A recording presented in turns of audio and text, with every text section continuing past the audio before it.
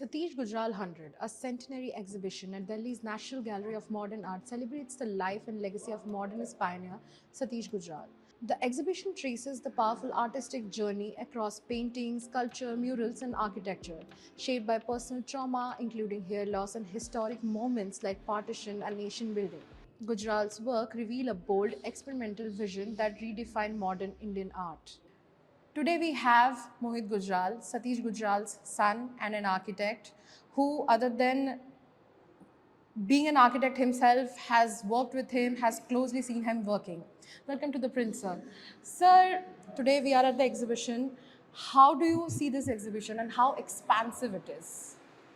Well, the whole idea is to try and show the world autobiographically what was the journey of Satish Gujral as an artist and what were the reasons and moments in history and life that made him constantly change and evolve. Sir, can we take a tour and see? Sure. So what we're going to do is we're going to start with walking into an immersive experience, which really tells you about the, I would say, a beginning of a catalytic moment in his life where he fell into a river and which caused series of operations which led to his deafness. And that was really, I would say, a very important moment in his journey of life and as an artist.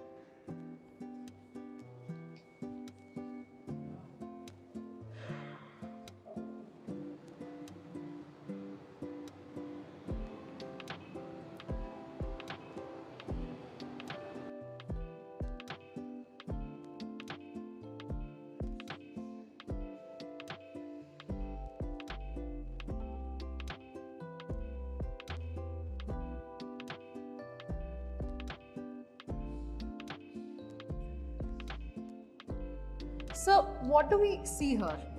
How can you explain this to our viewers, our audience? No, it's basically showing this river, which was a very powerful river, which is what dragged him inside. And it's a voiceover of him narrating what happened and sort of what led to the post-drowning operations, etc., which led to his deafness. Sir, how did it shape his life? Like, how did it shape his paintings and how did it shape his artwork? So essentially, being handicapped, there were very few options for him in terms of studying. And his father felt that if we gave him a pencil and a pen, this could be an opportunity for him to at least keep himself busy while he ponders what would be the next journey in his life. And he sort of took to it very well and also told his father, I don't want to go to a regular school that is for the handicapped, because if I learn the sign language, people will start believing I'm handicapped. And I don't want the external world to treat me as a handicapped person. So he mastered the ability to lip read and therefore lived a life as normally as possible he could, at least to the external world, while he had his internal struggles. So, this is the first section of the exhibition, and this is a lesser known part of his life. Can you tell our viewers that which all artwork are presented here, exhibited here? Well, what you see on the left is, I would say, the first known artwork we have, which he did at the age of 25. So this is called Fruit Sellers, which he did at the age of 25. And yeah, it was from his childhood, small town memory, which he painted. And this was in Pakistan. This is he used to live in Jhelum, Jhelum. in a small town in Pakistan near Lahore. And this is just to give you an idea of they lived in a house there. This was a more recent photograph in its more decrepit state, but they were a well-off family, and those are my grandparents. And they gave up. He was a very successful barrister, and he gave up everything to be a Gandhian and go for the freedom movement, which is what was a great influence on my parents. Sir, we can see a portrait of your grandfather and Yes. Satish Gujral's father. Yes. So, what is the story behind it? So this has been placed here, but you'll see it a little later that he got into portraiture as a medium, which was also a very strong language from his, I would say, angst as a youngster. He witnessed the partition. So his father was made in charge. He was a parliamentarian for the transfer of Hindu Muslims on the trains across the border. And my father accompanied him on many of the journeys. So they saw the carnage of the partition. And therefore, so these paintings were with a lot of, I would say, raw brush strokes, which was really his style at that time. And from here, we move on to the section which is kind of a representation of his journey in Mexico. Yes. Yeah. So, how do you define this section and what was going in his mind? Did he ever tell you anything about it? So Mexico was basically, he got a scholarship from the Nobel laureate Octavio Paz, who was that time the first secretary at the Mexican embassy. And so when he reached Mexico, he was apprenticing under the great muralists like Diego Rivera, whose wife was Frida Kahlo. Uh, there was also Orozco, Sequeiras, and all these people became great influences in what he learned at that time, and eventually came back and became the father of muralism in India. So Mexico was, I would say, very formative in his exposure to the. While a lot of the progressives went to Paris and London, he went to Mexico, and in one sense, Mexico was far more culturally closer to India, so which taught about local art and local languages rather than Western influences. So I think Mexico helped shape his identity more as an Indian artist than a westernized kind of Indian artist. Did he tell you about Mexico, his experiences ever? Like, Oh yes, I mean, but those experiences was more about having no money, his first girlfriend, the voyage. He took 3 months on a ship to get there, and of course, he was very close to Frida Kahlo because she was a woman in a lot of pain and a lot of tragedy of her own, and she identified with him and wanted to share with him concepts of Indian spirituality because it would help her in a healing sort of process. So they connected very well. In fact, there's a painting of him, a photograph of him being one of the pallbearers to Frida Kahlo when she died. sir, these paintings which are displayed here, he drew after coming back from Mexico, and they kind of represent his loneliness, his lonely journey in Mexico. Uh, did he like? What do you have to say about these exhibits? So if I look back, I think there was a lot of influence as an artist of Orozco in his work. Yes, it shows loneliness, but also shows early reactions and affinity to architecture. If you see all these paintings are very architectural in their form, which of course got later on diluted because of what happened in partition. But yes, I think these were his earlier influences which he painted. So, any of them you like any of these paintings? No, I like his self-portrait. That was his first self-portrait, Yeah. which he did in that style. And was it the beginning of his like self-portraiture? Yeah. So this was his first self-portrait. He did 3. Okay. So this was one of them. So this was done in that style. And where did he like paint it? Where was he? No, he painted them in India when he came back. But these were all. You see, don't forget at that time he had no money. Even to make one canvas, you had to spend money. So they were living hand to mouth. You made a canvas and you tried to sell it. In those days, nobody would buy our art. So he didn't make that much art because he didn't have the money. So a lot of this happened when he came back, got family support, and started making. This is a very important section. Yeah. Yes, please. Because this is a turning point of his career, in my view, where he did this portrait of Lala Lajpat Rai. And this was rejected by the arts committee, saying that it's not very natural. It's very sort of raw, and this is why when he did this, Charles Fabry, who was the biggest art critic over that time, said a genius is born, and he put this portrait on the headline of the Statesman. Seeing this, Nehru sent Indira Gandhi to see this portrait, and she liked it so much that Nehru asked to be brought to his house, and that's when Nehru approved it for Parliament, where it still hangs today. Yeah. And then Nehru asked my father to make a portrait for Indira Gandhi and himself, which is this portrait.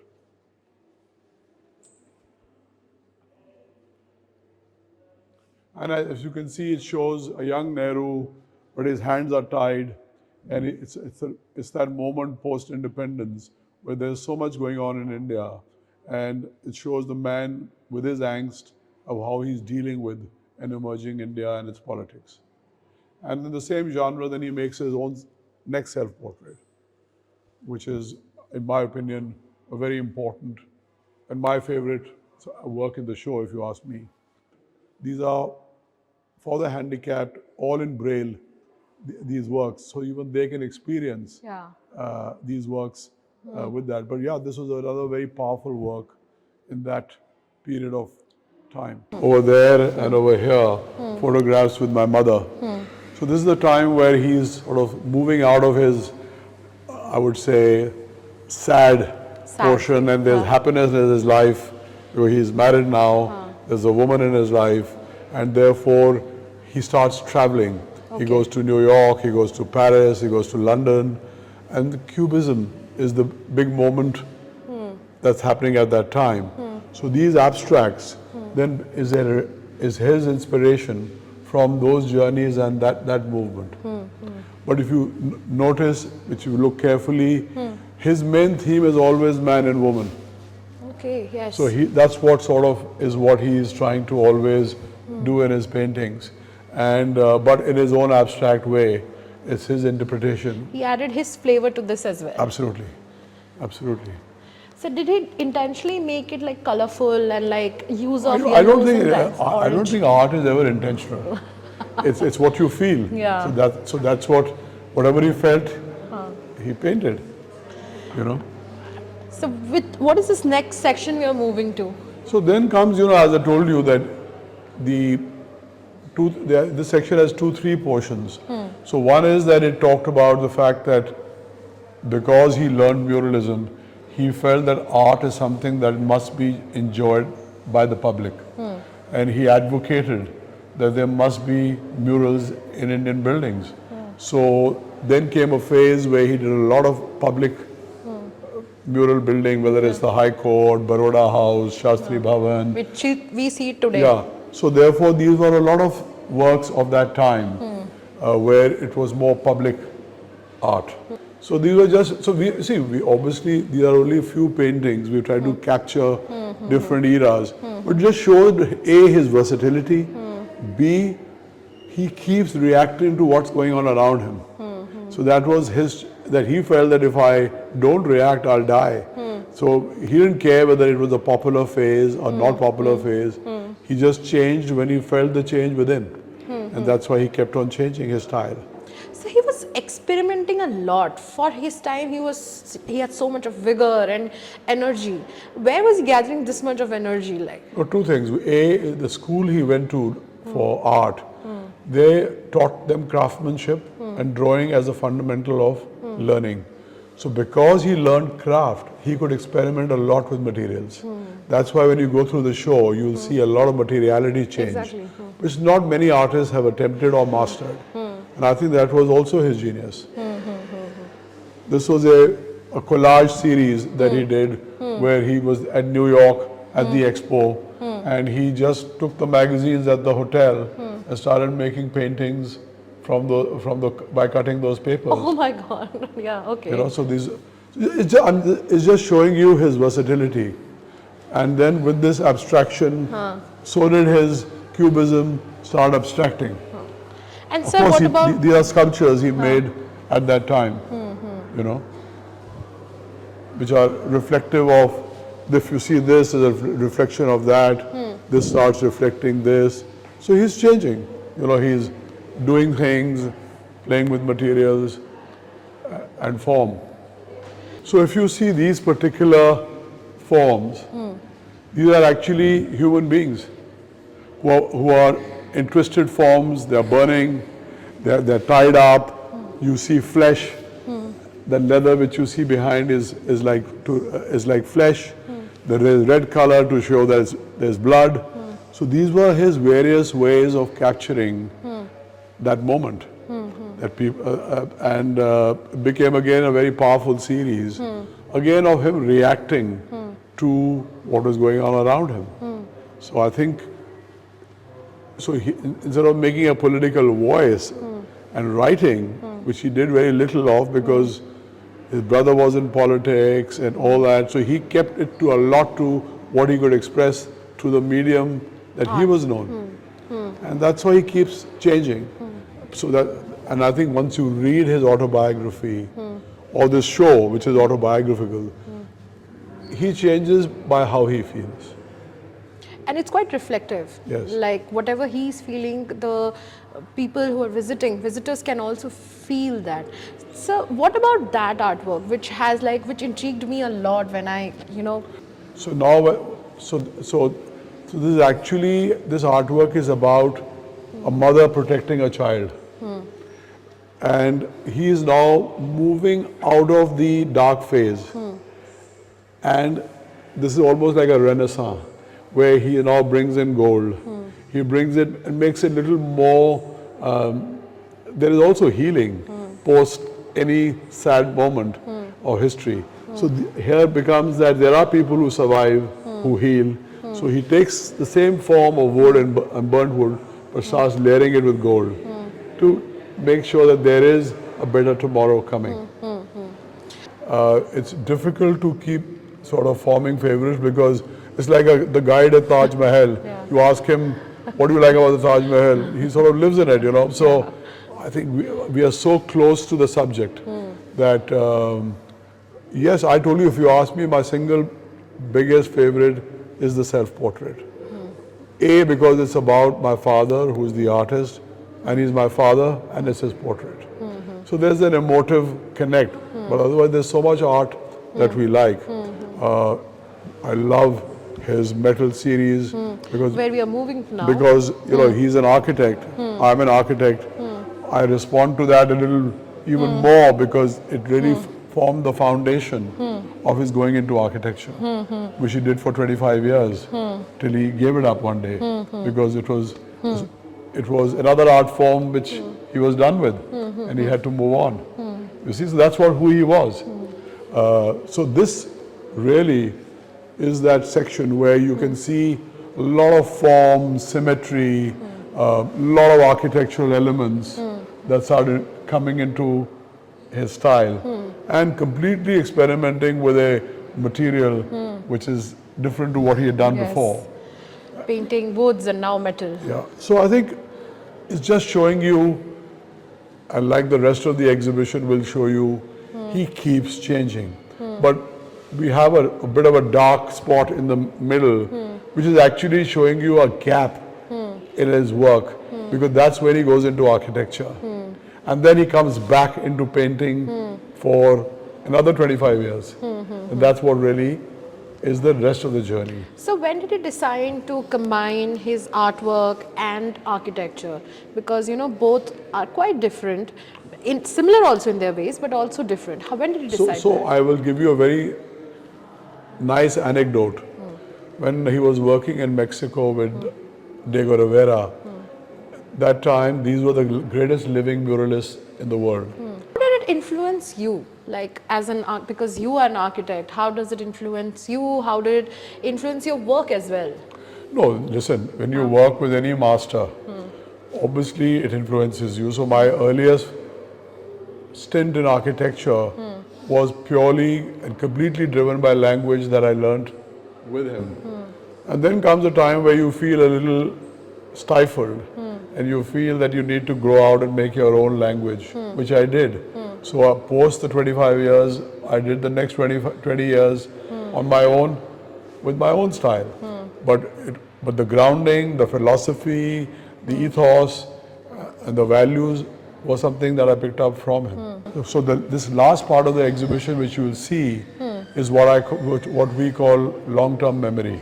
'Cause as you get older, you're not as social, you're not going around as much, so you're fairly insular in your surroundings, and you start drawing from the memories you have.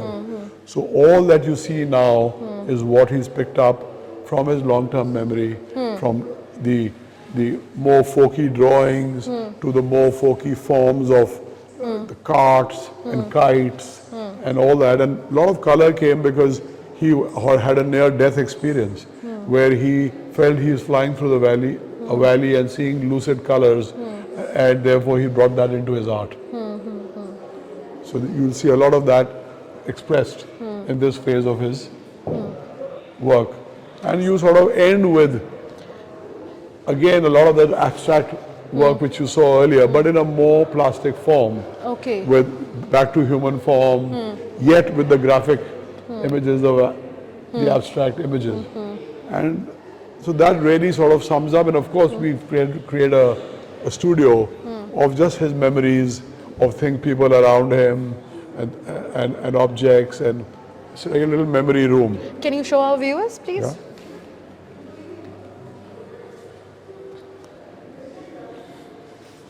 Again, one of his So this is again a self-portrait. This is a copy of his portrait of Mrs. Gandhi, which is the original is in color, and his various interactions with Nehru, with the Gandhi family, because that was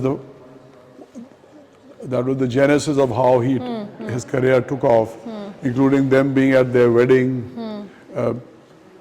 Frida Kahlo, Sequeira, him with his portraits, his gift from Tamayo, his various, he made a stamp, the painting for that stamp and its first day cover, some of his sort of color palettes, some of the cloths he used, his spectacles, his tools, his brushes. It's just a memory room, which gives you an insight into a little bit about people who knew him, his world, an unfinished canvas or unfinished drawing, Padma Vibhushan, some of his awards. It's just a little slice of his life. So how was his studio in reality, in like real life? What did it look like? The entire house was a studio. He kept on changing everything to what his mood was, and he said, I must make a house which is my studio, because I also want people to experience art and sculpture with light and placement through a house which most people don't know how. It's like a mannequin. My house is my mannequin. So I must create. Sometimes he's making a large sculpture, so he needs large volumes. Sometimes he needs the whole garden. So he used, the whole thing was his canvas. And we had to squeeze around to different rooms depending how he wanted to use them. So it was a great thing that we were living in a studio. Thank you, sir, for joining us. The exhibition is here till 30th of March. For more such videos, log into Print. Thank you. This is Manisha Mondal. Thank you.